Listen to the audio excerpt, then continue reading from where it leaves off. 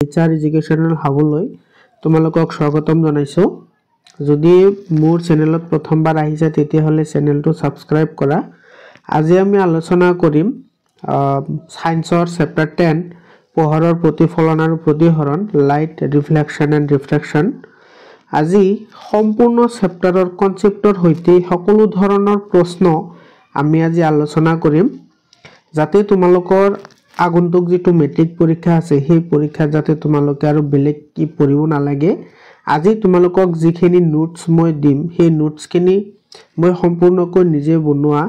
আৰু মই কিতাপৰ পৰা প্ৰতিটো ওয়াৰ্ড ভালদৰে বিশ্লেষণ কৰি হে মই এই নোটসবোৰ বনাইছো। গতিকে তোমালোকে যদি পঢ়িবলৈ বহিছা তেতিয়াহলে তোমালোকে কলম আৰু কপি হাতত লোৱা। আৰম্ভ কৰিছো আজিৰ ভিডিওটো। তো প্ৰথমতে আমি জানিব লাগিব পোহৰ কি। পোহৰ এক প্ৰকাৰৰ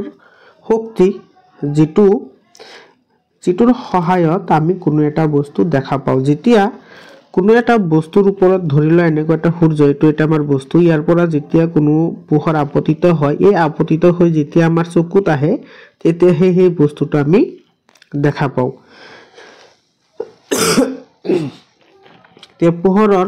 প্ৰতিফলন কাক বোলে, প্ৰতিহৰণ কাক বোলে, গোটেইখিনি কথা আমি স্টেপ বাই স্টেপ আলোচনা কৰিম।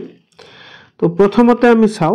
পোহৰৰ এটা ধৰ্ম আছে যাক আমি পোহৰৰ অপৱৰ্তন বুলি কওঁ। পোহৰৰ অপৱৰ্তন মানে কি? পোহৰৰ অপৱৰ্তন মানে হৈছে যেতিয়া কোনো এটা বস্তুৰ এটা একেবাৰে সৰু এটা বস্তু যেতিয়া ডাঙৰ পোহৰৰ উৎসৰ সন্মুখত পৰে তেতিয়া হলে সেই বস্তুটোৰ কোনো ছাঁ সৃষ্টি নহয়। তাৰ মানে সেই বস্তুটোৰ কাষেদি পোহৰ বেকা হৈ পাৰ হৈ যায়। পোহৰৰ এই যেটো ধৰ্ম, এই ধৰ্মটোকে পোহৰৰ অপৱৰ্তন বুলি কোৱা হয়। এতে সৰলৰৈখিকভাৱে গতি কৰা পোহৰৰ গতিপথত ক্ষুদ্ৰ বস্তু এটা ৰাখিলে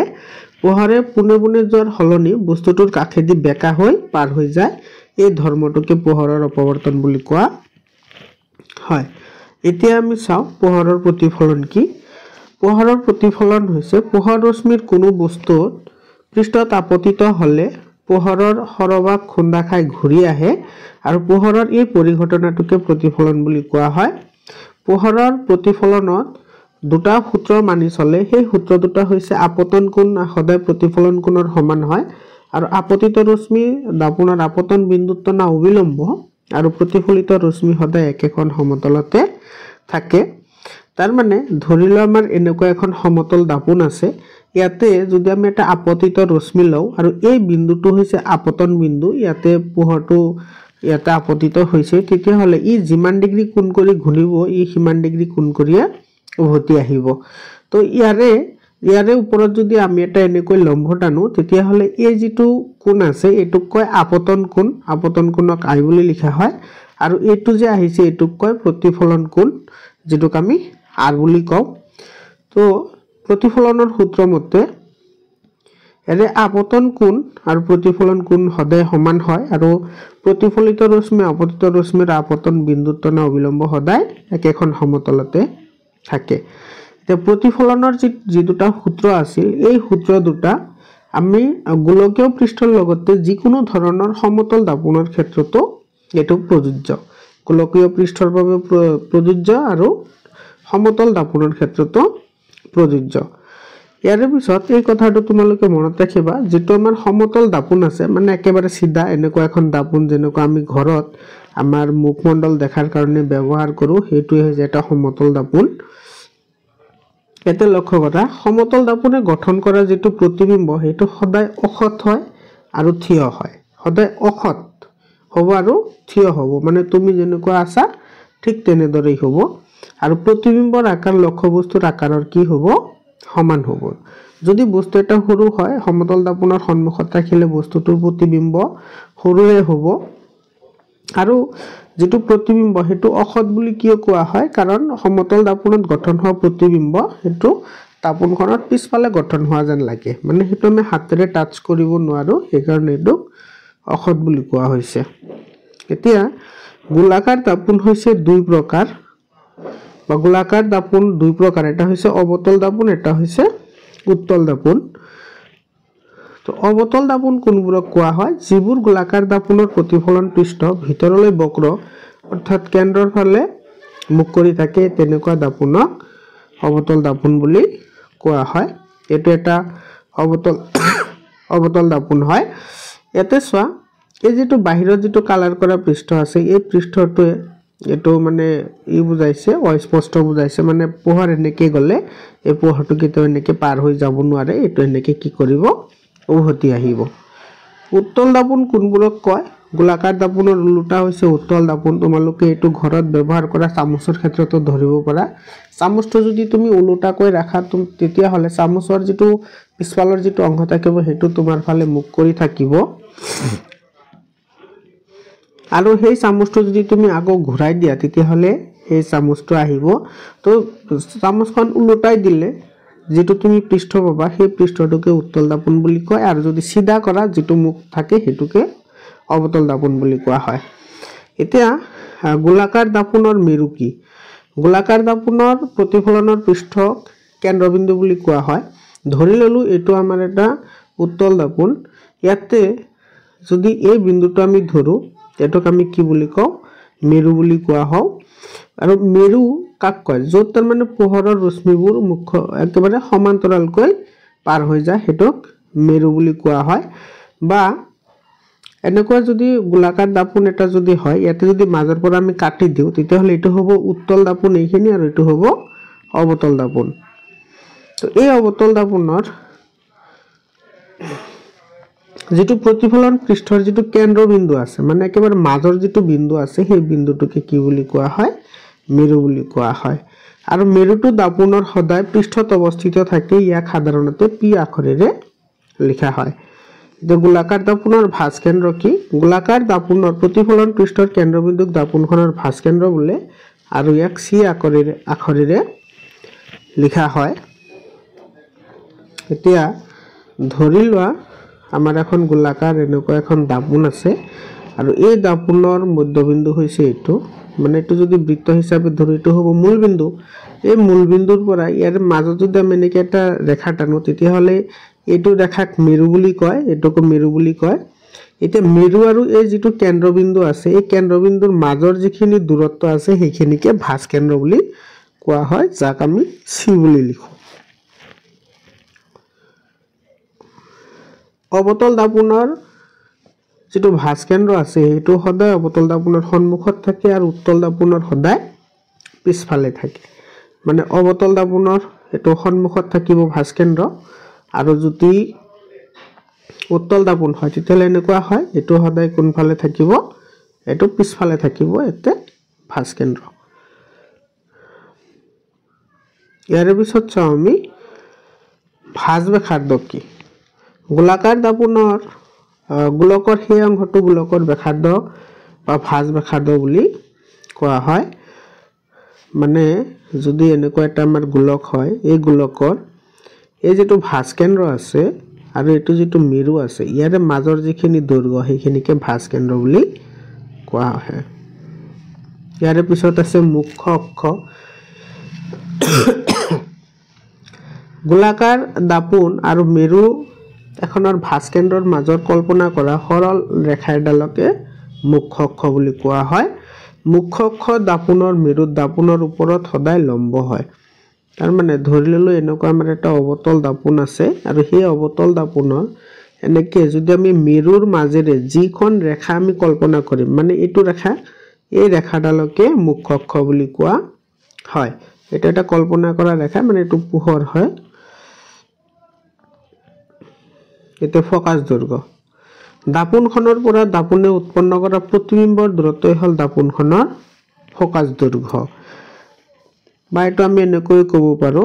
ধৰি লও আমাৰ এনেকুৱা এটা দাপোন আছে এনেকুৱা এটা অবতল দাপোন আছে ইয়াৰে মুখ্য অক্ষ হৈছে এনেকুৱা এটো হৈছে ভাঁজ কেন্দ্ৰ। এই ভাঁজ কেন্দ্ৰ আৰু ফোকাস দৈৰ্ঘ্যৰ যেটো আধা দৈৰ্ঘ্য হেতুক কয় ফোকাস আৰু এই ফোকাস আৰু ভাঁজ কেন্দ্ৰৰ মাজৰ যিখিনি দৈৰ্ঘ্য আছে মানে ইয়াৰ পৰা এইখিনি দৈৰ্ঘ্যকে কি বুলি কোৱা হয় ফোকাস দৈৰ্ঘ্য বুলি কোৱা হয়। অবতল দাপোনৰ মুখ্য ফোকাস কাক কয় অবতল দাপোনৰ মুখ্য অক্ষৰ সমান্তৰালকৈ অহা পোহৰ ৰশ্মি প্ৰতিফলিত হৈ যেটো বিন্দুত কটাকটি কৰে তাকে সেই দাপোনটোৰ মুখ্য অক্ষ বুলি মুখ্য ফোকাস বুলি কোৱা হয় তাৰ মানে যদি আমি এনেকুৱা এটা যদি আমি অৱতল দাপোন লওঁ ইয়াৰে মুখ্য অক্ষৰ যদি এটো হয় এটো হৈছে পি এটো হ'ব সি ইয়াতে থাকিব এফ এটোৰ সমান্তৰালকৈ আহিছে এটোৰ সমান্তৰালকৈ আহিছে সমান্তৰালকৈ আহাৰ পিছত এটো জিটু বিন্দুত প্ৰতিফলিত হৈ কটাকটি কৰিব ধৰিলে এটো বিন্দুত কটাকটি কৰিছে এটোকে মুখ্য ফোকাস বুলি কোৱা হয় আৰু মুখ্য ফোকাস আৰু যেটো মেৰু আছে হে মেৰুৰ মাজৰ যিখিনি দৈৰ্ঘ্য হেখিনিকে ফোকাস দৈৰ্ঘ্য বুলি কোৱা হয় উত্তল দাপোনৰ মুখ্য ফোকাস উত্তল দাপোনৰ মুখ্য ফোকাস মুখ্য অক্ষৰ সমান্তৰালকৈ অহা পোহৰ ৰশ্মি প্ৰতিফলিত হোৱাৰ পিছত পোহৰ ৰশ্মিবোৰ মুখ্য অক্ষৰ এটা বিন্দুৰ পৰা অহা যেন লাগে এই বিন্দুটোকে উত্তল দাপোনৰ মুখ্য ফোকাস বুলি কোৱা হয় যদি আমি এটা এনেকুৱা যদি আমি এটা উত্তল দাপোন লওঁ এটো উত্তল দাপোন এটো হৈছে মুখ্য অক্ষ এটো হৈছে পি আৰু এটো হৈছে সি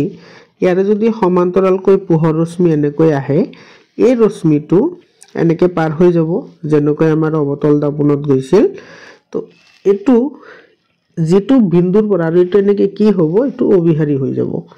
অপহাৰী নহয় মানে পোহৰটো এনেকৈ দুফালে ভাগ হৈ আহিব উল্টা ফালে যাব আৰু এটো এই যে এটা বিন্দুৰ পৰা অহা যেন লাগিব আৰু সেই বিন্দুটোকে কি বুলি কোৱা হয় মুখ্য ফোকাস বুলি কোৱা হয় ইয়াৰ পিছত আছে ফোকাস দৈৰ্ঘ্য গোলাকাৰ দাপোনৰ মেৰু আৰু মুখ্য ফোকাসৰ মাজৰ দূৰত্বক ফোকাস দৈৰ্ঘ্য বোলে ইয়াক এফ আখৰেৰে বুজোৱা হয় এটো বহুত ইম্পৰ্টেন্ট হয় এইখিনি কথা ইয়াতে গোলাকাৰ দাপোনৰ ভাঁজ ব্যাসাৰ্ধ আৰু ফোকাস দৈৰ্ঘ্যৰ মাজৰ সম্পৰ্ক গোলাকাৰ দাপোনৰ ভাঁজ ব্যাসাৰ্ধক আৰেৰে লিখা হয় ফোকাস দৈৰ্ঘ্য এফেৰে লিখা হয় তেতিয়া হলে ইহতৰ মাজৰ সম্পৰ্কটো হ'ব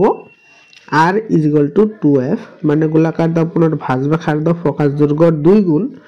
বা ইয়াৰ পৰা যদি আমি f2 লাবলৈ যাও f = কি হ'ব r/2 হ'ব তাৰ মানে ভাঁজ ব্যাসাৰ্ধৰ আধাকে ফোকাস দৈৰ্ঘ্য বুলি কোৱা হয় এটো বহুত ইম্পৰ্টেন্ট এতিয়া আমি চাও গোলাকাৰ দাপোনৰ দ্বাৰা গঠিত প্ৰতিবিম্ব কেনেকুৱা ধৰণৰ প্ৰতিবিম্ব গোলাকাৰ দাপোনে গঠন কৰিব পাৰে তোমালোকে এই তালিকাখন ভালদৰে চাব লাগিব কাৰণ এই তালিকাৰ পৰা বহু ধৰণৰ প্ৰশ্ন হয় এমসিকিউ আহে বা চিত্ৰ আঁকিবলৈ আহে তো প্ৰথম যেটো আছে যদি লক্ষ্য বস্তুটো যদি অসীমত থাকে লক্ষ্য বস্তু মানে যেটো বস্তুৰ প্ৰতিবিম্ব এটো অৱতল দাপোনে হ'ব পাৰে বা উত্তল দাপোনে হ'ব পাৰে এটো কোত ৰখা হয় তো লক্ষ্য বস্তুৰ স্থান দি আছে অসীমত আৰু প্ৰতিবিম্ব গঠন হয় কোত ফোকাসত প্ৰতিবিম্বৰ আকাৰ হয় সংকুচিত প্ৰতিবিম্বৰ প্ৰকৃতি হয় হত আৰু ওলোটা ঠিক তেনেকৈ এটা আৰু এটা দিয়া আছে যদি ভাঁজ কেন্দ্ৰত হয় মানে লক্ষ্য বস্তুৰ স্থান ভাঁজ কেন্দ্ৰত হলে প্ৰতিবিম্ব গঠন হয় ফোকাস আৰু ভাঁজ কেন্দ্ৰৰ মাজত প্ৰতিবিম্বৰ আকাৰ হয় সংকুচিত আৰু এটো হ'ব হত আৰু ওলোটা ভাঁজ কেন্দ্ৰত যদি ৰাখো আমি তেতিয়া হলে ভাঁজ কেন্দ্ৰতে গঠিত হয় এটো বহুত ইম্পৰ্টেন্ট এটো বহুতবাৰ আহিছে যে লক্ষ্য বস্তু যদি আমি ভাঁজ কেন্দ্ৰত ৰাখো প্ৰতিবিম্বৰ অৱস্থান আকাৰ আৰু প্ৰকৃতি কেনেকুৱা হ'ব প্ৰতিবিম্ব গঠন হ'ব ভাঁজ কেন্দ্ৰতে গঠন হ'ব প্ৰতিবিম্বৰ আকাৰৰ কোনো পৰিৱৰ্তন নহয় আৰু ই হত আৰু ওলোটা হ'ব যদি ফোকাস আৰু সিৰ মাজত মানে ভাঁজ কেন্দ্ৰ আৰু যদি ফোকাসৰ মাজত থাকে তেতিয়া হলে প্ৰতিবিম্ব গঠন হয় সিৰ পৰা আতৰত প্ৰতিবিম্বৰ আকাৰ হয় বিবৰ্ধিত আৰু প্ৰতিবিম্বৰ প্ৰকৃতি হয় হত আৰু ওলোটা যদি আমি ফোকাসত ৰাখো তেতিয়া হলে প্ৰতিবিম্ব গঠন হ'ব অসীমত প্ৰতিবিম্বৰ আকাৰ হ'ব অতি বিবৰ্ধিত মানে ডাঙৰ হ'ব আৰু ইয়াৰ প্ৰকৃতি হ'ব হত আৰু ওলোটা যদি মেৰু আৰু ফোকাসৰ মাজত ৰাখো তেতিয়া হলে প্ৰতিবিম্ব গঠন হ'ব দাপোনৰ পিছফালে প্ৰতিবিম্ব হ'ব বিবৰ্ধিত আৰু এটো হ'ব অখত আৰু থিয় এতিয়া আমি ৰশ্মিৰ সহায়ত চাও কেনেকৈ প্ৰতিবিম্ববোৰ গঠন হয় প্ৰথমতে আমি চাম মুখ্য অক্ষৰ সমান্তৰালকৈ অহা পোহৰ ৰশ্মি প্ৰতিফলনৰ পিছত অৱতল দাপোনৰ ক্ষেত্ৰত ফোকাসৰ মাজেদি যায় আৰু উত্তল দাপোনৰ ক্ষেত্ৰত এটো অপহাৰী হোৱা যেন লাগে যেনেকুৱা এটো তোমাৰ মুখ্য অক্ষৰ সমান্তৰালকৈ এটা ৰশ্মি আহিছে যেটো ফোকাসৰ মাজেৰে পাৰ হৈছে এটো হৈছে অৱতল দাপোন আৰু এটো হৈছে উত্তল দাপোন এটো উত্তল দাপোন তাৰ পিছতটো যদি অৱতল দাপোনৰ ক্ষেত্ৰত যদি পোহৰ ৰশ্মি প্ৰতিফলনৰ পিছত মুখ্য অক্ষৰ সমান্তৰালকৈ উভতি আহে আৰু উত্তল দাপোনৰ ক্ষেত্ৰত এটো একে হয় মানে উত্তল দাপোনৰ ক্ষেত্ৰত এটো ফোকাসৰ পৰা ওলাই অহা যেন লাগে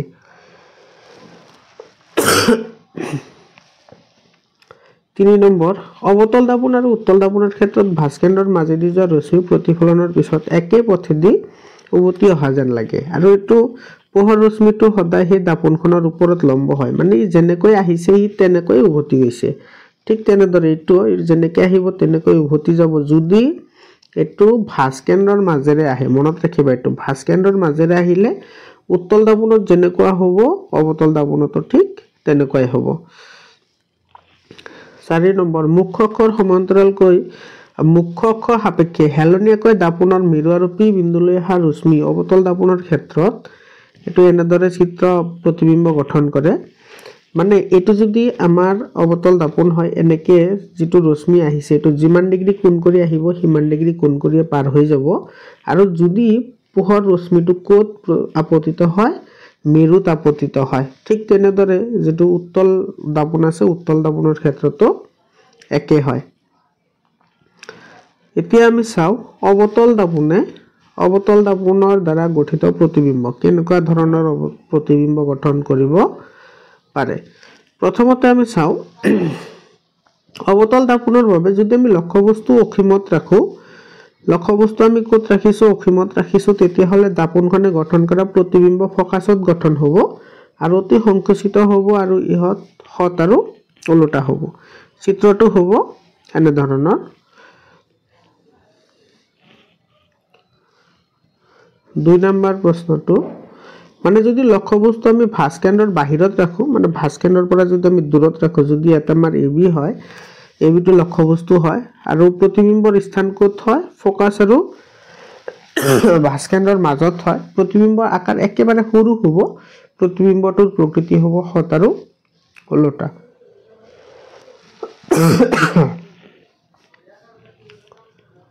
এতে সোয়া যদি মুখ্য অক্ষৰ সমান্তৰালকৈ এডাল আমি এনেকা ৰশ্মি লও তেতিয়া হলে এটো ফোকাসৰ মাজেৰে পাৰ হৈ আহিব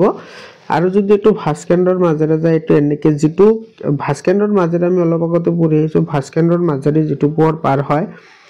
সেই পোহৰটো লম্বভাৱে আকো কি কৰে উভতি আহে আৰু যত প্ৰতিবিম্ব গঠন হ'ব প্ৰতিবিম্বটো একেবাৰে সৰু হ'ব আৰু ইৰি হ'ব হত আৰু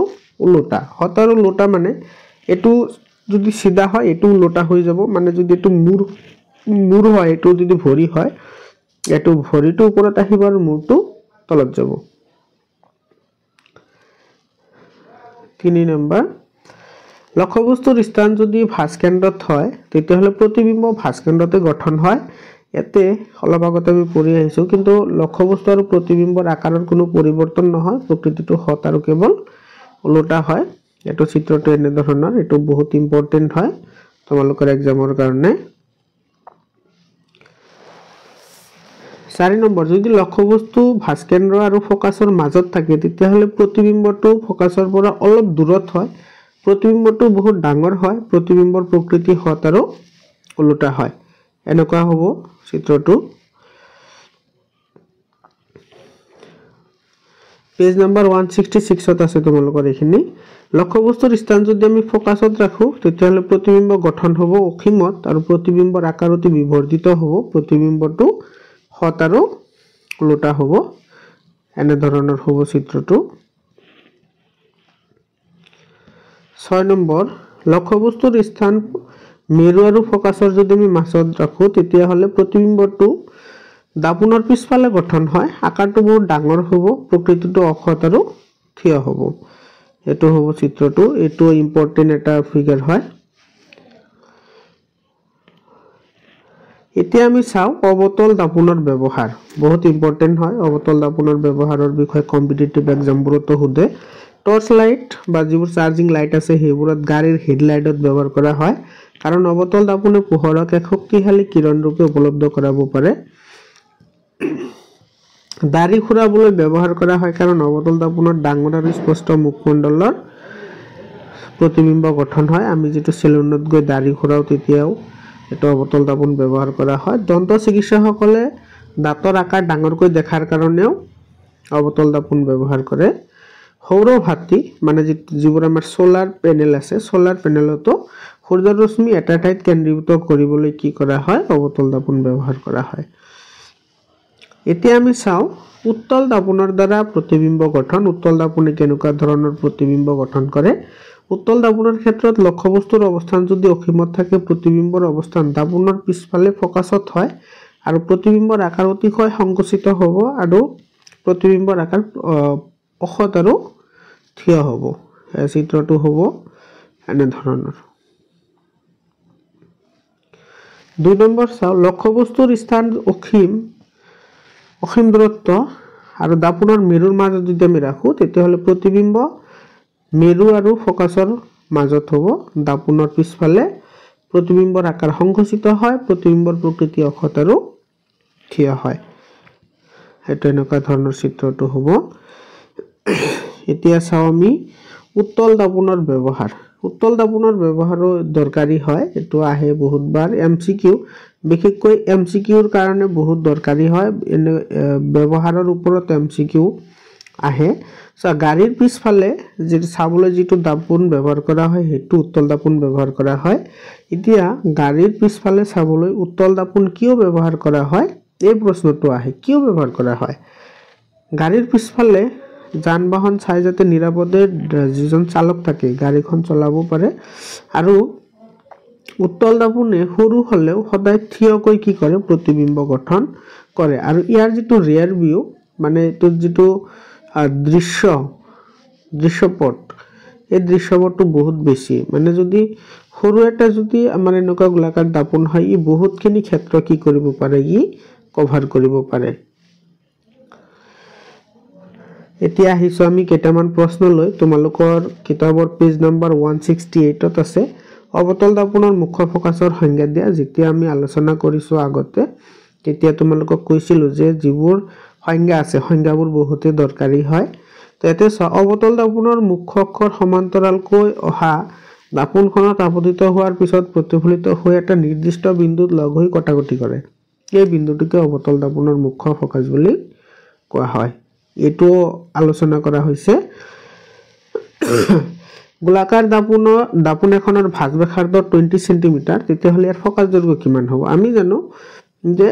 r = twice f এটো ফৰ্মুলা আমি অলপ আগতে পঢ়ি আহিছো তো ইয়াতে দাপোনখনৰ ভাঁজ ব্যাসাৰ্ধ কিমান দি আছে 20 দি আছে তো এক 2 ৰে ডিভাইড কৰিলে কিমান পাম আমি 10 পাম তো ইয়াৰে ফোকাস দৈৰ্ঘ্য হ'ব 10 সেমি 3 নম্বৰ প্ৰশ্নটো হৈছে এখন দাপোনৰ নাম কোৱা যিয়ে থিয় বিবৰ্ধিত প্ৰতিবিম্ব গঠন কৰে এটো হ'ব অবতল দাপোনে সদায় বিবৰ্ধিত আৰু থিয় প্ৰতিবিম্ব গঠন কৰে এই মাত্ৰ পঢ়িছো আমি এই মাত্ৰ মই কলো যে গাড়ীৰ পিছফালে চাবলৈ সদায় উত্তল দাপোন কিয় ব্যৱহাৰ কৰা হয় কাৰণ গাড়ীৰ পিছফালে দাপোন হিচাপে উত্তল দাপোন পছন্দ কৰা হয় কাৰণ উত্তল দাপোন সৰু আকাৰ প্ৰতিবিম্ব গঠন কৰে আকৌ সমতল দাপোনে উত্তল দাপোনৰ দৃষ্টি ক্ষেত্ৰ বেছি এতিয়া আমি চাও গোলাকাৰ দাপোনৰ দ্বাৰা গঠিত যিবোৰ প্ৰতিবিম্ব আছে সেই প্ৰতিবিম্বসমূহৰ লক্ষ্যবস্তুৰ দূৰত্ববোৰ আমি কেনেকৈ জোখা হয় তাৰ কাৰণে কিছুমান নিয়ম আছে যিবোৰক চিহ্ন প্ৰথা বুলি কোৱা হয় বা সাইন কনভেনশন বুলি কোৱা হয় তো সাইন কনভেনশন মতে বা নতুন কাৰ্টীয় চিহ্ন প্ৰথা মতে তলত কেইটামান নিয়ম উল্লেখ কৰা আছে সেই নিয়ম মতে আমাৰ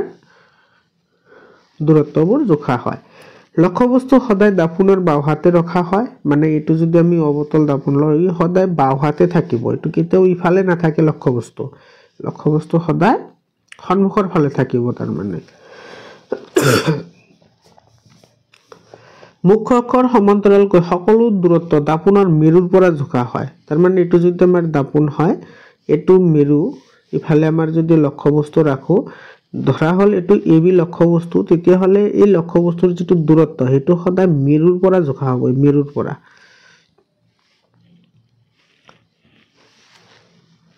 মূল বিন্দু বা মেৰুৰ পৰা সোঁহাতে বা x অক্ষ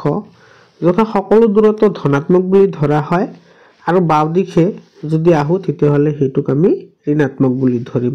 তাৰ মানে ধৰিলে এটো এটা অৱতল দাপোন ইয়াতে আমাৰ এটা লক্ষ্যবস্তু আছে যদি এইখন দাপোন এটো হৈছে কি এটো x ড্যাশ আৰু ইফালে যদি ইয়াতে আমি কাৰ্টীয় সমতল আকো কাৰ্টীয় সমতল এনেকুৱা আছিল এটো x ড্যাশ এটো y ড্যাশ এই এটো y ড্যাশ এইফালে যদি আহে তেতিয়া হলে দুটা পজিটিভ হয় ইফালে আহিলে এটা নেগেটিভ হয় আৰু এটা কি হয় পজিটিভ হয় ইফালে দুটা কি হ'ব নেগেটিভ হ'ব আৰু ইফালে এটা পজিটিভ আৰু এটা নেগেটিভ হ'ব তো এইখিনি হৈছে লেফট সাইড আৰু সৰি এইখিনি হৈছে ৰাইট সাইড আৰু এইখিনি হৈছে লেফট সাইড যদি লেফট সাইডত থাকে কোনো বস্তু তেতিয়া হলে যেটো আমাৰ মেৰু থাকিব মেৰুৰ পৰা সদায় দূৰত্বটো জোখা হয় আৰু দূৰত্বটো সদায় কি হ'ব নেগেটিভ হ'ব অৰ্থাৎ মাইনাস সাইন আহিব আৰু যদি হুফালে থাকে এনেকুৱা যদি ইফালে যদি ধৰিলে ইফালে প্ৰতিবিম্ব গঠন হল তেতিয়া হলে ইফালৰটো সদায় কি হ'ব পজিটিভ হ'ব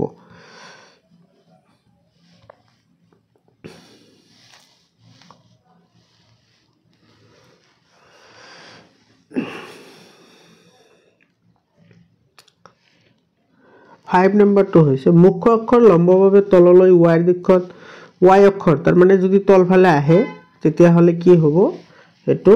ঋণাত্মক হ'ব ইয়াতে আমি চিত্ৰৰ সহায়ত ভালদৰে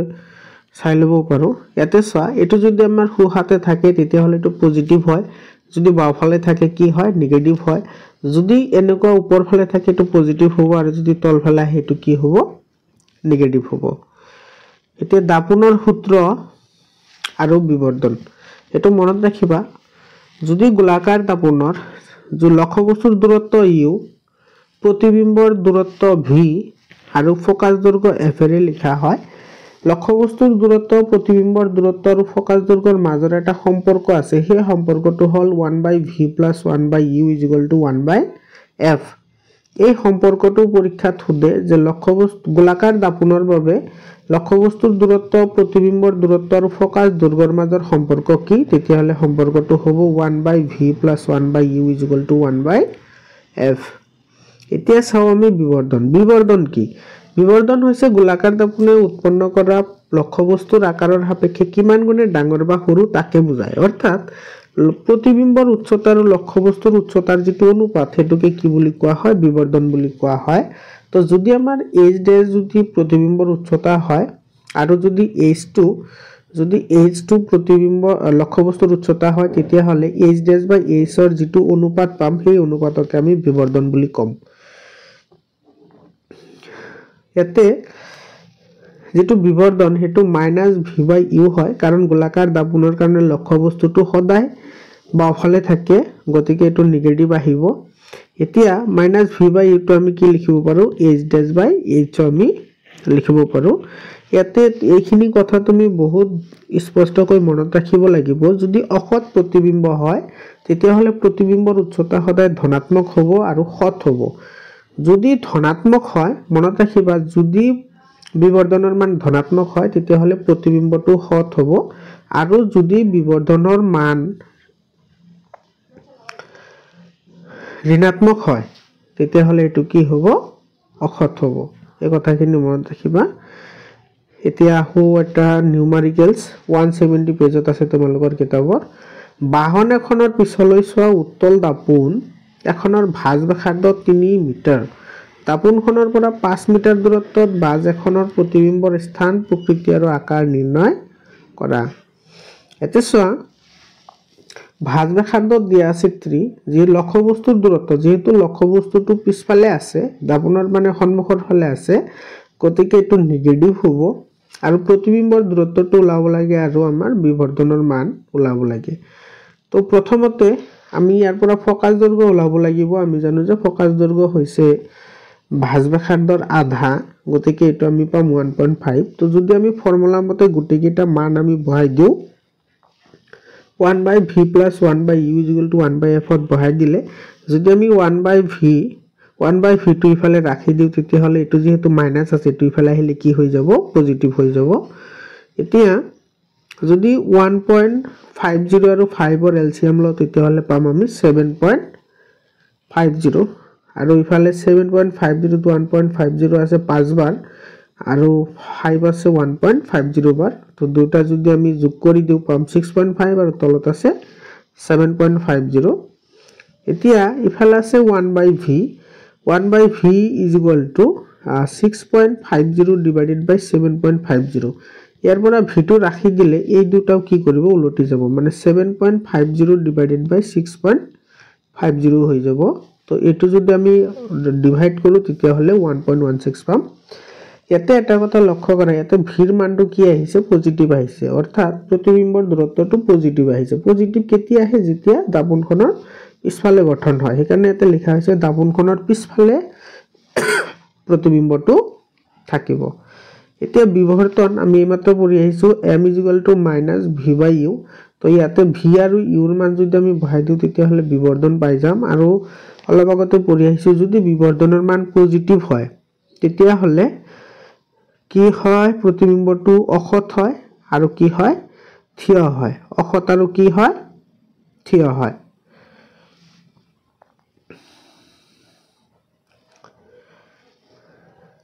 এতিয়া উদাহৰণ 10.2 এটো পেজ নাম্বাৰ 170 ত আছে 15 সেন্টিমিটাৰ ফোকাস দৈৰ্ঘ্য এটো ফোকাস দৈৰ্ঘ্য দিয়া আছে 15 সেন্টিমিটাৰ আৰু দাপনখন দিয়া আছে অবতল দাপনৰ সন্মুখত 25 সেন্টিমিটাৰ দূৰত্বত 4 সেন্টিমিটাৰ উচ্চতাৰ এটা কি আছে লক্ষ্যবস্তু ৰখা আছে স্পষ্ট প্ৰতিবিম্ব পাবলৈ দাপনখনৰ পৰা কিমান দূৰত্বত পৰ্দা এখন ৰাখিব লাগিব যাতে প্ৰতিবিম্বৰ প্ৰকৃতি আৰু আকাৰ নিৰ্ণয় কৰা তো ইয়াতে ফোকাস দৈৰ্ঘ্য নিগেটিভ আহিব যেহেতু ইয়াতে দাপন কিহৰ কথা কৈছিল কি দাপনৰ কথা কৈছে ইয়াতে অবতল দাপনৰ কথা কৈছে অবতল দাপনৰ ফোকাস দৈৰ্ঘ্য সদায় নিগেটিভ হয় লক্ষ্যবস্তুৰ আকাৰ দিয়া আছে এতে 4 সেন্টিমিটাৰ লক্ষ্যবস্তুৰ দূৰত্ব দিয়া আছে 25 সেন্টিমিটাৰ গতিকে যদি আমি ফৰ্মুলাত বহাই দিও তেতিয়া হলে আমি পাম 1/v + 1/u = 1/f 1/v ফালে ৰাখি দিলে 1/f - 1/u হ'ব তো 1/-15 - 1/-25 তেতে মাইনাসে মাইনাসে টু প্লাস হৈ যাব এতিয়া যদি আমি 15 আৰু 25 ৰ যদি এলসিএম লও তেতিয়া হলে এটো হয় 75 75 15 ৰ মাজত আছে 5 টাইমস আৰু 25 75 ত আছে 3 বাৰ গতিকে এটো হ'ব 1 * 5 -5 আৰু 1 * 3 3 আগতে এটা মাইনাস এল কাৰণে ইয়াতে -5 আহিছে তো ইয়াতে আহিব -2/75 ইফালে যেহেতু 1/v আছিল গতিকে যদি আমি v টো ৰাখি দিও তেতিয়া হলে হ'ব -70 -75/2 মানে এটো আহিব মোটামুটি -37.5 মিটাৰ এতে সোয়া প্ৰতিবিম্বটো কি আহিছে নিগেটিভ আহিছে নিগেটিভ থাকিলে কি হ'ব সন্মুখত ৰাখিব লাগিব যদি ভিৰ মান যদি পজিটিভ আহে তেতিয়া হলে পিছফালে থাকে আৰু যদি ভিৰ মান যদি নিগেটিভ আহে তেতিয়া হলে সন্মুখৰ ফালে ৰাখিব লাগিব যদি সন্মুখৰ ফালে থাকে তেতিয়া হলে প্ৰতিবিম্বটো সদায় হত হ'ব এটা বিবৰ্তনৰ মান উলাব লাগে বিবৰ্তন আমি মাত্ৰ বললো বিবৰ্তন m = -v/u এটো কাৰো এটা ফৰ্মুলা লিখিব পাৰো h' কি আছিল h আছিল তো ইয়াতে যদি আমি লিখো m = h/h = -v/u তেতিয়া হলে ইয়াৰ পৰা আমাৰ লাগে h' তো h' টো লিখিবলৈ হলে আমাৰ কি হ'ব -vh/u যদি আমি এটো বজ্ৰপূৰণ কৰো তেতিয়া হলে আমি এটো পাম তো ইয়াতে বিবৰ্তনৰ মান আমি কিমান পাইছো -6 তো প্ৰতিবিম্বটোৰ বিবৰ্তনৰ মান যেহেতু m ৰ মান কি আহিছে নিগেটিভ আহিছে m ৰ মান নিগেটিভ আহিলে প্ৰতিবিম্বটো হত হয় উলটা হয় আৰু প্ৰতিবিম্বটো ডাঙৰ হয় এতিয়া আহিছো আমি প্ৰশ্নাৱলী লৈ পেজ নাম্বাৰ 171 ত আছে 32 সেন্টিমিটাৰ ভাঁজ ব্যাসাৰ্ধৰ উত্তল দাপনৰ ফোকাস দৈৰ্ঘ্য নিৰ্ণয় কৰা ইয়াতে ডাইৰেক্টলি দিছে উত্তল দাপন বুলি কৈছে আৰু উত্তল দাপনৰ ফোকাস দৈৰ্ঘ্য সদায় পজিটিভ হয় উত্তল দাপনৰ ফোকাস দৈৰ্ঘ্য পজিটিভ হলে আমি জানো যে ফোকাস দৈৰ্ঘ্য ভাঁজ ব্যাসাৰ্ধৰ আধা মানে ফোকাস দৈৰ্ঘ্য ইয়াতে উলাব লাগে তো এতে ভাঁজ ব্যাসাৰ্ধ দিয়া আছে 32 তো 32 ৰ আধা কিমান হ'ব 16 সেন্টিমিটাৰ ইয়াৰ आंसर হ'ব 2 নম্বৰ কোৱেশ্চনটো হৈছে অবতল দাপোন এখন ইয়াৰ সন্মুখত 10 সেন্টিমিটাৰ দূৰত্বত ৰখা বস্তু এটা 3 গুণে বিবৰ্ধিত হট প্ৰতিবিম্ব এটা গঠন কৰে তেতিয়া হলে প্ৰতিবিম্বটোৰ অৱস্থান কি হ'ব মানে প্ৰতিবিম্বটো ক'ত গঠন হ'ব লক্ষ্যবস্তুৰ দূৰত্ব দিয়া আছে এটো 10 সেন্টিমিটাৰ এটো -10 সেন্টিমিটাৰ হ'ব প্ৰতিবিম্বৰ দূৰত্ব মান লাগে কিন্তু ইয়াতে বিবৰ্ধনৰ মান দিয়া আছে -3 যেহেতু হট প্ৰতিবিম্ব যদি হট হয় বিবৰ্ধন মাইনাস হয় আৰু যদি অখত প্ৰতিবিম্ব হয় তেতিয়া হলে বিবৰ্ধন সদায় কি হ'ব পজিটিভ হ'ব তো আমি জানো বিবৰ্ধন হৈছে প্ৰতিবিম্বৰ দূৰত্ব বা লক্ষ্যবস্তুৰ দূৰত্বৰ অনুপাত গতিকে -3 -v/u এতিয়া যদি আমি এটো বজ্ৰপূৰণ কৰো তেতিয়া হলে পাম -v -10 * -3 অৰ্থাৎ v -30 সেন্টিমিটাৰ এতিয়া প্ৰতিবিম্বটো দাপোনৰ সন্মুখত ৰাখিব লাগিব যেহেতু ভিৰ মান মাইনাস আছে যদি পজিটিভ আহিলে হয় পিছফালে থাকিলে হয় এতিয়া আমি আলোচনা কৰিম পোহৰৰ প্ৰতিহৰণ যদি আমি কাঁচৰ গ্লাছত এনেকুৱা এটা কাঁচৰ গ্লাছ আছে ইয়াতে অলপ পানী আছে ইয়াতে যদি এখন আমি চামুচ ৰাখো চামুচখন ইয়াতে যেটো সন্ধিস্থল থাকে মানে এই যেটো চামুচ আৰু যেটো যিখিনি পানী আছে সেই পানীৰ যেটো কন্টাক্ট পইণ্ট আছে সেই পইণ্টত হতে বেকা যেন দেখা পোৱা যায় কিয় দেখা পোৱা যায় পোহৰৰ এটা ধৰ্ম আছে পোহৰে যেতিয়া লঘুতৰ মাধ্যম কাক কয় য'ত তাৰ মানে পোহৰে সৰ্বোচ্চ দ্ৰুতিৰে গতি কৰিব পাৰে হেতুক কয় লঘু মাধ্যম আৰু ঘনতৰ মাধ্যম কাক কয় য'ত পোহৰে সৰ্বোচ্চ দ্ৰুতিত গতি কৰিব নোৱাৰে বা গতি কৰিবলৈ অলপ বাধা পায় তো যদি আমি বায়ুমণ্ডলৰ কথা কওঁ তেতিয়া হলে বায়ুমণ্ডলত পোহৰে সৰ্বোচ্চ দ্ৰুতিৰে গতি কৰে বায়ুমণ্ডলত বা বায়ুত বুলি ক'ব পাৰো তাৰ পিছত পানীত কৰে বা পানীত এতিয়া গ্লাস এখনত যদি আমি চামুচ এখন ৰাখো হেতু কিয় বেকা দেখা যায় হেতু দিছে এটো কিন্তু বহুত ইম্পৰ্টেন্ট হয় এটো আহে পৰীক্ষাত সোৱা পানীত আংশিকভাৱে ডুবি থকা পেন্সিলৰ আপাত হৰণ ঘটে পেন্সিলৰ পানীত নিমজ্জিত অংশৰ পৰা পোহৰ চকুত প্ৰৱেশ কৰে এই পোহৰ পেন্সিলডালৰ পানীত নিমজ্জিত অংশৰ পৰা অহা পোহৰৰ তুলনাত পৃথক দিশৰ পৰা অহা যেন লাগে পোহৰৰ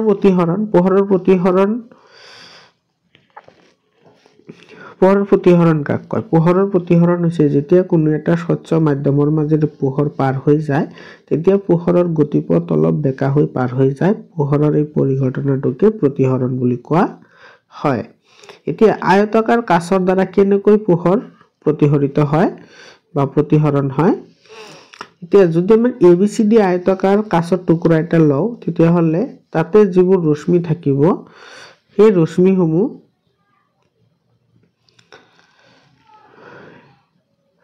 এটো অলপ পিছত আলোচনা কৰি আছো চিত্ৰটো নাই এতে চাও আমি পোহৰৰ প্ৰতিহৰণৰ নিয়ম আপতিত ৰশ্মি প্ৰতিহৰিত ৰশ্মি আৰু স্বচ্ছ মাধ্যমৰ সন্ধিস্থলত আপতন বিন্দুত তনা অবিলম্ব সদায় একেখন সমতলত থাকে প্ৰদত্ত মাধ্যম যুগল আৰু প্ৰদত্ত ৰঙৰ পোহৰৰ বাবে আপতন পোহৰৰ সাইনৰ মান আৰু কোসাইনৰ মান এটো কোসাইনৰ মান মানে sin I by cos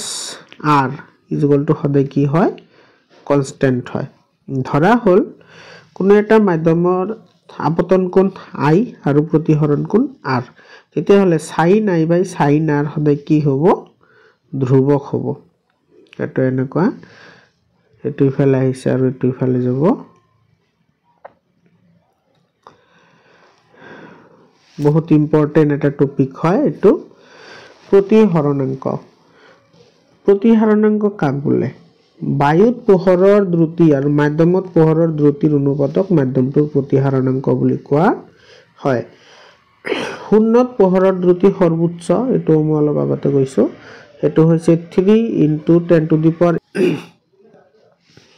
শূন্যত পোহৰৰ সৰ্বোচ্চ হয় শূন্যত পোহৰৰ দ্ৰুতি সৰ্বোচ্চ আৰু এটো হৈছে 3 * 10 to the power 8 metre per second এতিয়া যদি আমি ধৰি লওঁ কোনো এটা মাধ্যমত সেইটো আমি 1 নম্বৰ মাধ্যম যেটো আমি ভাই বুলি ধৰিছো সেইটো 2 নম্বৰ মাধ্যম যেটো আমি কাজ বুলি ধৰিছো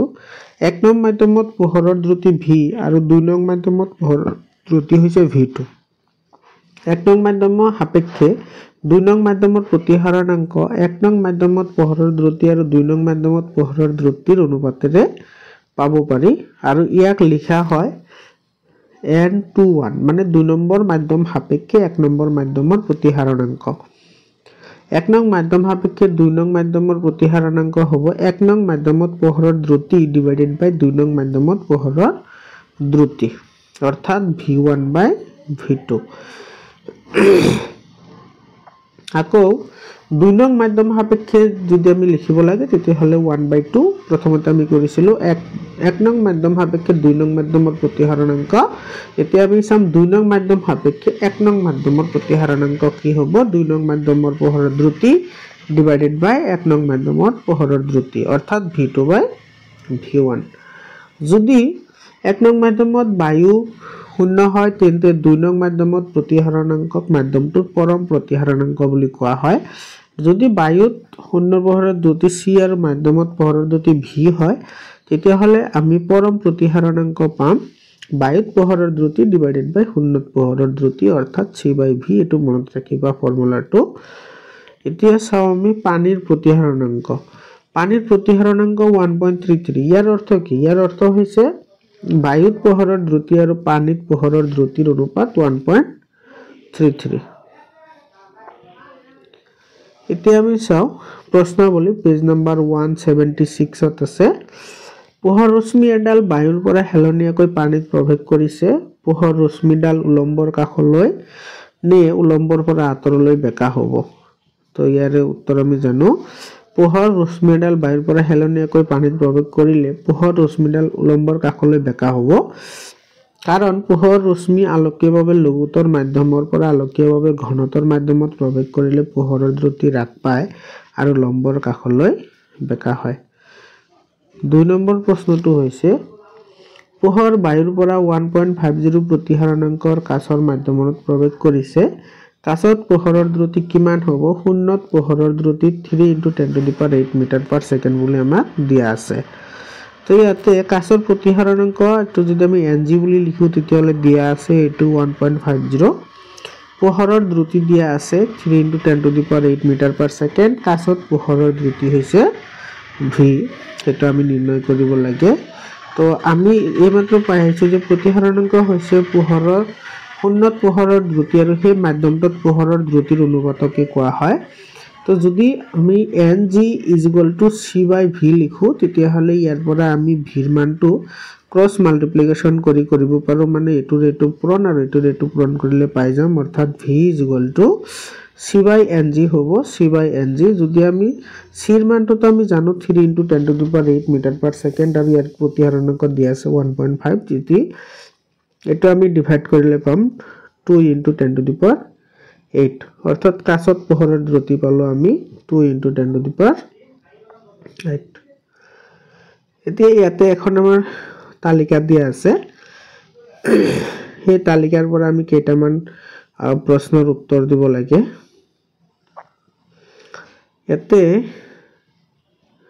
তালিকাখনত কৈছে কি তালিকা 10.3 ৰ পৰা সৰ্বোচ্চ আলোকীয় ঘনত্বৰ মাধ্যম নিৰ্ণয় কৰা আটাইতকৈ কম আলোকীয় ঘনত্বৰ মাধ্যম নিৰ্ণয় কৰা এটা প্ৰতিহৰণাংক দিয়া আছে ইয়াৰ পৰা আমি নিৰ্ণয় কৰিব লাগে আমি জানো যে সৰ্বোচ্চ প্ৰতিহৰণাংক বিশিষ্ট মাধ্যমৰ আলোকীয় ঘনত্ব সৰ্বোচ্চ আৰু সৰ্বনিম্ন প্ৰতিহৰণাংক বিশিষ্ট মাধ্যমৰ আলোকীয় ঘনত্ব সৰ্বনিম্ন গতিকে তালিকা 10.3 ৰ পৰা পাও সৰ্বোচ্চ প্ৰতিহৰণাংক বিশিষ্ট মাধ্যমটো হৈছে হীৰা সৰ্বোচ্চ আলোকীয় ঘনত্বৰ মাধ্যম হৈছে হীৰা আনহাতে সৰ্বনিম্ন প্ৰতিহৰণাংক বিশিষ্ট মাধ্যমটো হৈছে বায়ু গতিকে সৰ্বনিম্ন আলোকীয় ঘনত্বৰ মাধ্যমটো হল বায়ু 4 নম্বৰ তোমাক কেৰাচিন দিয়া আছে টাৰ্পেণ্টাইন দিয়া আছে আৰু পানী দিয়া আছে এই মাধ্যম কেইটাৰ কোনটোত পোহৰৰ দ্ৰুতি সৰ্বোচ্চ আৰু ইয়াতে আমি তালিকা 10.3 ব্যৱহাৰ কৰিব পাৰি কোনো মাধ্যমৰ প্ৰতিহৰণাংক শূন্যত পোহৰৰ দ্ৰুতি আৰু মাধ্যমটোত পোহৰৰ দ্ৰুতিৰ অনুপাতেৰে প্ৰকাশ কৰা হয় গতিকে মাধ্যমৰ প্ৰতিহাৰণাংক শূন্যত পোহৰৰ দ্ৰুতি ডিভাইডেড বাই মাধ্যমত পোহৰৰ দ্ৰুতি অৰ্থাৎ c/v। তো ইয়াৰ পৰা যদি আমি লিখো তেতিয়াহ'লে ইয়াতে আমি জানো যে যেটো c ৰ মান আছে c ৰ মানটো সদায় ধ্ৰুৱক থাকে। যদি ধ্ৰুৱক থাকে তেতিয়াহ'লে আমি লিখিব পাৰো v proportional to 1/nm, কাৰণ শূন্যত পোহৰৰ দ্ৰুতি সদায় ধ্ৰুৱক হয়। ইয়াৰ পৰা পাও নিম্নতম প্ৰতিহাৰণাংকৰ মাধ্যমত পোহৰে সৰ্বাধিক দ্ৰুতিৰে গতি কৰে আৰু সৰ্বোচ্চ প্ৰতিহাৰণাংকৰ মাধ্যমত পোহৰে নিম্নতম দ্ৰুতিৰে গতি কৰে। গতিকে আমি পাও কেৰাচিনৰ প্ৰতিহাৰণাংক 1.4 আৰু টাৰ্পেণ্টাইন তেলৰ প্ৰতিহাৰণাংক আছে 1.47 আৰু পানীৰ প্ৰতিহাৰণাংক আছে 1.33। ইয়াৰ পৰা যদি আমি চাও তেতিয়াহ'লে এটা পানীৰ প্ৰতিহাৰণাংক আটাইতকৈ কম, পানীৰ প্ৰতিহাৰণাংক আটাইতকৈ কম, গতিকে পানীৰ পোহৰৰ দ্ৰুতি সৰ্বোচ্চ হ'ব। হীৰাৰ প্ৰতিহাৰণাংক 2.42, এই উক্তিটোৰ অৰ্থ কি? এটা কিন্তু বহুত ইম্পৰ্টেন্ট এটা কোৱেশ্চন হয়। কোনো মাধ্যমৰ হীৰাৰ প্ৰতিহাৰণাংক পোহৰৰ দ্ৰুতি আৰু মাধ্যমটোত পোহৰৰ দ্ৰুতি অনুপাতেৰে প্ৰকাশ কৰা হয়, অৰ্থাৎ পৰম প্ৰতিহাৰণাংক c/v, য'ত c হৈছে পোহৰৰ দ্ৰুতি আৰু v হৈছে বস্তুটোত পোহৰৰ দ্ৰুতি। গতিকে ইয়াৰ পৰা আমি লিখিব পাৰো v c/nm, অৰ্থাৎ v proportional to 1/nm, অৰ্থাৎ হীৰাৰ বায়ুৰ দ্ৰুতি শূন্যত পোহৰৰ দ্ৰুতি ডিভাইডেড বাই হীৰাৰ প্ৰতিহাৰণাংক। দিয়াৰ পৰা আমি লিখিব পাৰো হীৰাৰ প্ৰতিহাৰণাংক 2.42, ইয়াৰ অৰ্থ হল হীৰাত পোহৰৰ দ্ৰুতি বায়ুৰ পোহৰৰ দ্ৰুতিৰ 1/2.42 গুণ। এতিয়া আমি চাও, এতিয়া ইমান সময় পঢ়িলো আমি গোলাকাৰ দাপোনৰ বিষয়ে। এতিয়া আমি চাম লেন্সৰ বিষয়ে। লেন্স কি? লেন্স হল দুখন পৃষ্ঠৰে আৱৰা এটা স্বচ্ছ পদাৰ্থ যাৰ এখন বা দুয়োখন পৃষ্ঠই গোলাকাৰ। উত্তল বা উত্তল লেন্স।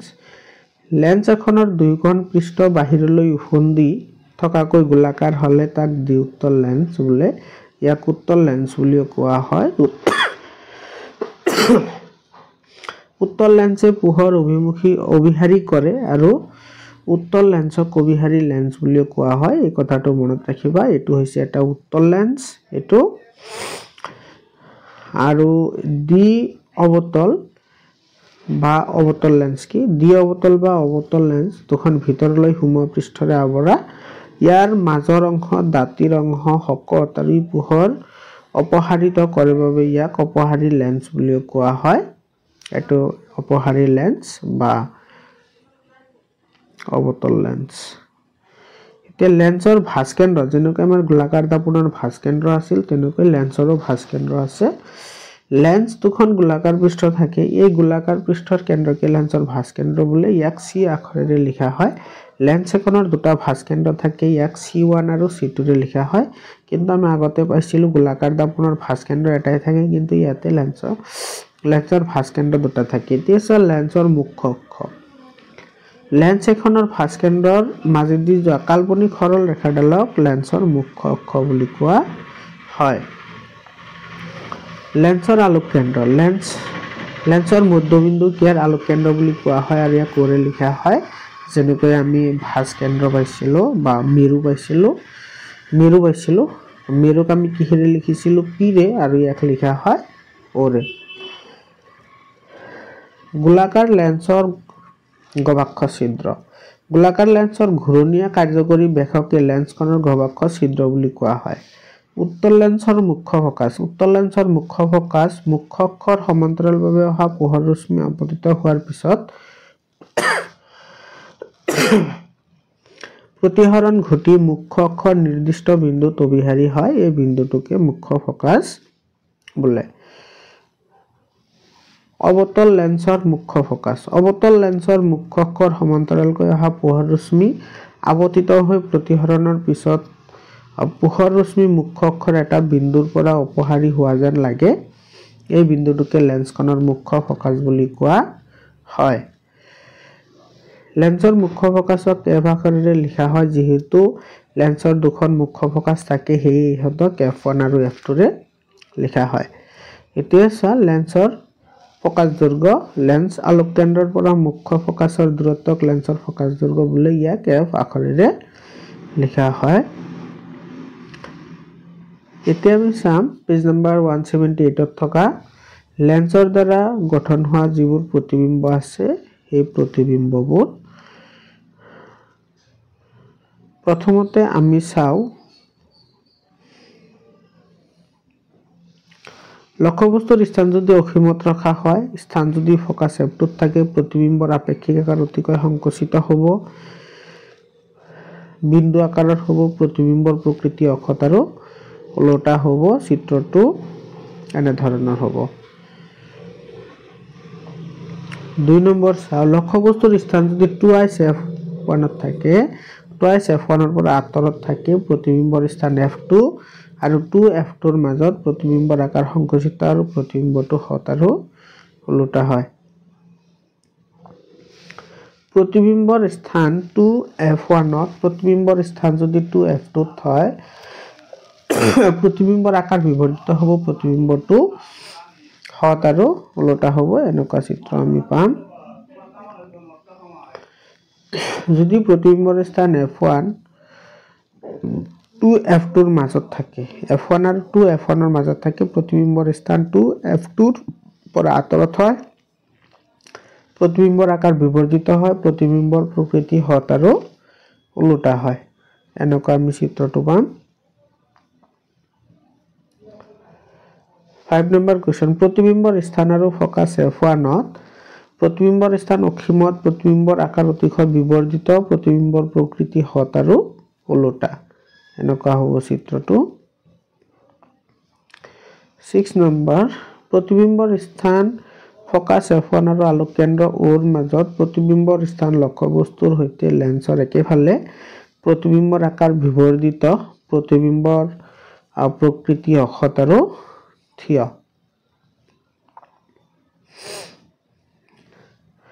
পেজ নম্বৰ 179 ৰ বিভিন্ন অৱস্থানৰ বাবে অৱতল লেন্সে কেনেদৰে প্ৰতিবিম্ব গঠন কৰে আমি এৰ আগতে পঢ়িলো উত্তল লেন্সে কেনেকৈ গঠন কৰে প্ৰতিবিম্ব এতিয়া আমি চাও অৱতল লেন্সে কেনেকৈ প্ৰতিবিম্ব গঠন কৰে তেৰ প্ৰথমটো হৈছে যদি লক্ষ্যবস্তুৰ স্থান অসীমত হয় প্ৰতিবিম্বৰ স্থান ফোকাসত হ'ব প্ৰতিবিম্বৰ আকাৰ সংকুচিত আৰু প্ৰতিবিম্বৰ প্ৰকৃতি অক্ষত আৰু থিয় হ'ব এটো চিত্ৰ 2 নম্বৰ লক্ষ্যবস্তুৰ পৰা f1 আৰু 2f2 ৰ মাজত প্ৰতিবিম্বৰ স্থান আলোক কেন্দ্ৰ O আৰু 2f1 ৰ মাজত প্ৰতিবিম্বৰ আকাৰ সংকুচিত আৰু চিত্ৰটো হ'ব এনে ধৰণৰ এতিয়া গোলাকাৰ লেন্সৰ বাবে চিহ্ন প্ৰথা যেনেকৈ আমাৰ গোলাকাৰ দাপনৰ কাৰণে কিছুমান চিহ্ন প্ৰথা আছিল তেনেকুৱা গোলাকাৰ লেন্সৰ কাৰণেও কিছুমান চিহ্ন প্ৰথা আছে গোলাকাৰ লেন্স আৰু দাপনৰ চিহ্ন প্ৰথাৰ মাজত মাত্ৰ এটা পাৰ্থক্য আছে সেই পাৰ্থক্যটো হৈছে দাপনৰ ক্ষেত্ৰত সকলো দূৰত্ব আমি মেৰুৰ পৰা জুখিছিলো আৰু লেন্সৰ পৰা সদায় আমি কি কৰিম এটোৰ যেটো আলোক কেন্দ্ৰ আছে অৰ্থাৎ অপটিক্স অৰিজিন আছে হেতুৰ পৰা জোখা হয় লেন্সৰ সূত্ৰ আৰু বিবৰ্ধন লেন্সৰ সূত্ৰটো আমি দাপনৰ সূত্ৰ পাইছিলো 1/v + 1/u = 1/f ইয়াতে আমি কেৱল ইয়াতে মাইনাস পাম মানে 1/v - 1/u = 1/f ইয়াতে v মানে হৈছে লক্ষ্য প্ৰতিবিম্বৰ দূৰত্ব u মানে হৈছে লক্ষ্যবস্তুৰ দূৰত্ব f মানে হৈছে ফোকাস দৈৰ্ঘ্য এই সূত্ৰটো গোলাকাৰ যিকোনো ধৰণৰ লেন্সৰ বাবে প্ৰযোজ্য এতিয়া আমি চাও লেন্সৰ ম্যাগনিফিকেশন অৰ্থাৎ বিবৰ্ধন গোলাকাৰ লেন্সে গঠন কৰা প্ৰতিবিম্বৰ উচ্চতা লক্ষ্যবস্তুৰ উচ্চতাৰ অনুপাতেৰে বিবৰ্ধন নিৰ্ণয় কৰা হয় ইয়াক m আখৰেৰে লিখা হয় অৰ্থাৎ প্ৰতিবিম্ব হৈছে প্ৰতিবিম্বৰ উচ্চতাৰ লক্ষ্যবস্তুৰ উচ্চতাৰ অনুপাত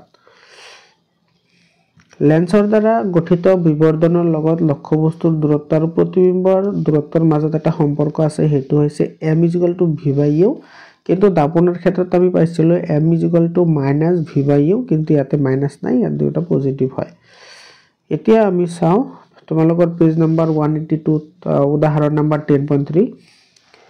অৱতল লেন্স এখনৰ ফোকাস দৈৰ্ঘ্য 15 সেন্টিমিটাৰ লেন্সখনৰ পৰা কিমান দূৰত্বত লক্ষ্যবস্তু এটা ৰাখিব লাগিব যাতে তাৰ পৰা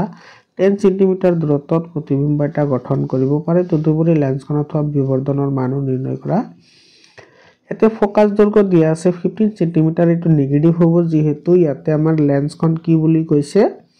অৱতল লেন্স বুলি কৈছে অৱতল লেন্সৰ ফোকাল লেন্থ সদায় নেগেটিভ হয় আৰু প্ৰতিবিম্বৰ দূৰত্ব এটো মাইনাস হ'ব কাৰণ এটো সদায় লেন্সৰ সন্মুখৰ ফালে গঠন হোৱা যেন লাগে আমাক ওলাব লাগে লক্ষ্যবস্তুৰ দূৰত্ব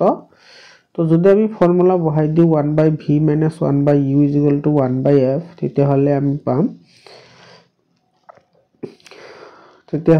পাম u ৰ মান আমি কিমান পাম 30 পাম -30 অৰ্থাৎ লক্ষ্যবস্তুৰ দূৰত্ব হ'ব 30 সেন্টিমিটাৰ যে বিবৰ্ধন v m v/u এটো মাইনাস মাইনাস ক্যান্সেল যাব এ দুটা 10/30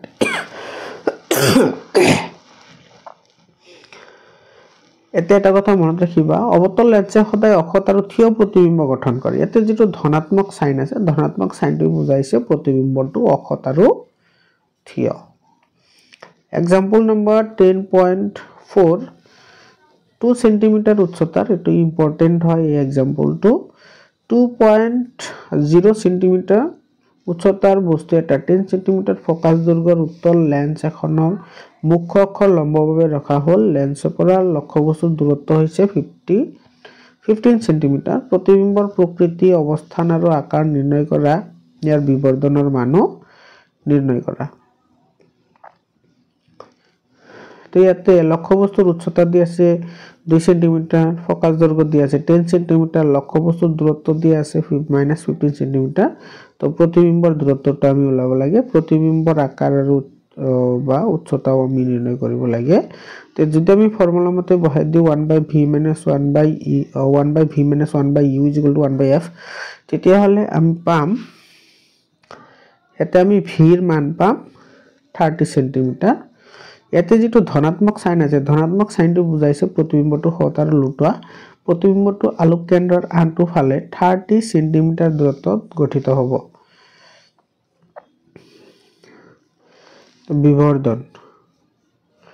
বিবৰ্ধন m = v/u ইয়াৰ পৰা h' লিখিব পাৰো যদি এটো আমি ক্ৰস মাল্টিপ্লিকেশন কৰো তেতিয়া হলে আমি পাম h' = h/v/u অৰ্থাৎ ইয়াৰ পৰা বিবৰ্ধনৰ মান পাম আমি -2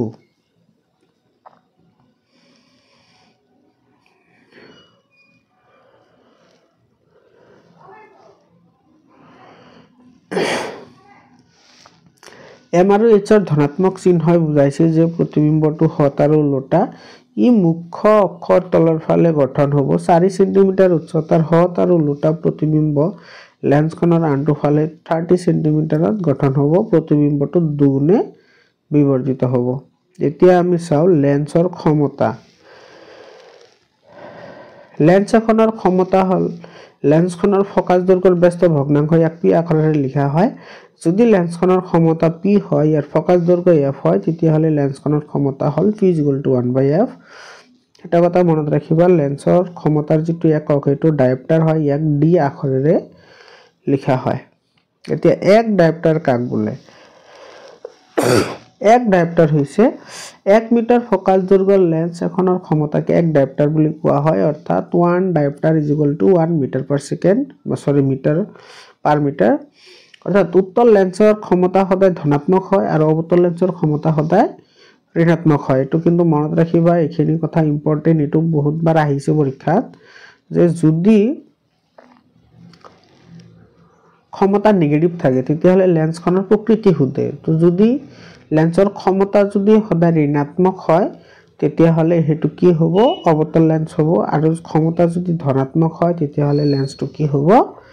উত্তল লেন্স হ'ব এতিয়া 184 পেজত থকা যিকিটা প্ৰশ্ন আছে হেকিটা আমি আলোচনা কৰো লেন্স এখনৰ এক ডায়োপ্টাৰ ক্ষমতাৰ সংজ্ঞা দিয়া 1 মিটাৰ ফোকাস দৈৰ্ঘ্যৰ লেন্স এখনৰ ক্ষমতাকে f ডায়োপ্টাৰ বুলি কোৱা হয় অৰ্থাৎ এক ডায়োপ্টাৰ হৈছে লেন্সৰ ক্ষমতাৰ একক ইয়াৰ পৰা আমি একেবাৰে সহজতে লিখিব পাৰো সোৱা লেন্সৰ যেটো ফকাল দৈৰ্ঘ্য হেতু 1 মিটাৰ হলে p = 1/f হয় যদি f ৰ মান যদি 1 হয় তেতিয়া হলে 1 ডায়োপ্টাৰ হয় অৰ্থাৎ 1d = 1 per meter 2 নম্বৰ প্ৰশ্নটো হৈছে উত্তল লেন্স এখনে বেজি এটাৰ দৰে হত আৰু উলটা প্ৰতিবিম্ব তাৰ পৰা 50 সেন্টিমিটাৰ দূৰত্বত গঠন কৰে যদি প্ৰতিবিম্বৰ আকাৰ লক্ষ্যবস্তুৰ আকাৰৰ সমান তেন্তে লক্ষ্যবস্তুটো উত্তল লেন্সৰ সন্মুখত ক'ত ৰাখিব লাগিব তেতিয়া হলে সব প্ৰতিবিম্বৰ দূৰত্ব দিয়া আছে 50 সেন্টিমিটাৰ লক্ষ্যবস্তুৰ দূৰত্ব মিলাব লাগে আৰু এটা বিবৰ্ধন দিয়া আছে বিবৰ্ধন ডাইৰেক্টলি দিয়া নাই কিন্তু কৈছে যে লক্ষ্যবস্তুৰ দূৰত্ব আৰু প্ৰতিবিম্বৰ দূৰত্ব সমান যদি লক্ষ্যবস্তুৰ দূৰত্ব আৰু প্ৰতিবিম্বৰ দূৰত্ব সমান হয় তেতিয়া ইহতৰ ৰেশিও 1 হয় সেইকাৰণে বিবৰ্ধনৰ মান আমি 1 লিখিব পাৰো তো ইয়াতে ইয়াৰ পৰা আমি পাম u = -50 সেন্টিমিটাৰ অৰ্থাৎ লক্ষ্যবস্তুটো লেন্সৰ সন্মুখত ৰাখিব লাগিব যেহেতু নেগেটিভ আছে যদি পজিটিভ হলে হয় লেন্সৰ পিছফালে থাকিলে হয় এতিয়া আমি চাও যদি আমি ফৰ্মুলাত বহাই দিও 1/v - 1/u = 1/f ত বহাই দিলে ইয়াৰ পৰা আমি ফকাস দৈৰ্ঘ্য পাম ইয়াৰ ফকাস দৈৰ্ঘ্য হৈছে 25 সেন্টিমিটাৰ তে 25 সেন্টিমিটাৰ হলে ইয়াৰ যেটো ক্ষমতা আমি জানো যে p = 1/f এতিয়া 1/ এটো 0.25 হ'ব তে 1/0.25 ক ডিভাইড কৰিলে কিমান পাম আমি 4 ডায়োপ্টাৰ অৰ্থাৎ লেন্সখনৰ ক্ষমতা হৈছে 4 ডায়োপ্টাৰ 3 নম্বৰ প্ৰশ্নটো হৈছে 2 মিটাৰ ফকাস দৈৰ্ঘ্যৰ অৱতল লেন্স এখনৰ ক্ষমতা নিৰ্ণয় কৰা এতে অৱতল লেন্সৰ ফকাস দৈৰ্ঘ্য সদায় ঋণাত্মক হয় আৰু উত্তল লেন্সৰ ফকাস দৈৰ্ঘ্য সদায় ধনাত্মক হয় তো যেহেতু অৱতল লেন্স বুলি কৈছে গতিকে p = 1/f ত যদি আমি বহাই দিও 1/-2 আহিব মাইনাস এটো -0.5 ডায়োপ্টাৰ আহিব এতে যেহেতু মাইনাস আহিছে গতিকে লেন্সখন কি হ'ব অৱতল হ'ব মনত ৰাখিবা মৰমৰ ছাত্ৰ ছাত্ৰীসকল আজিৰ কাৰণে এইখিনিয়ে অহা ক্লাছত আমি আলোচনা কৰিম ক্লাস 10 ৰ চেপ্টাৰ 10 ৰ অনুশীলনীৰ গুটেকেটা প্ৰশ্ন আজিৰ কাৰণে এইখিনিয়ে থ্যাংক ইউ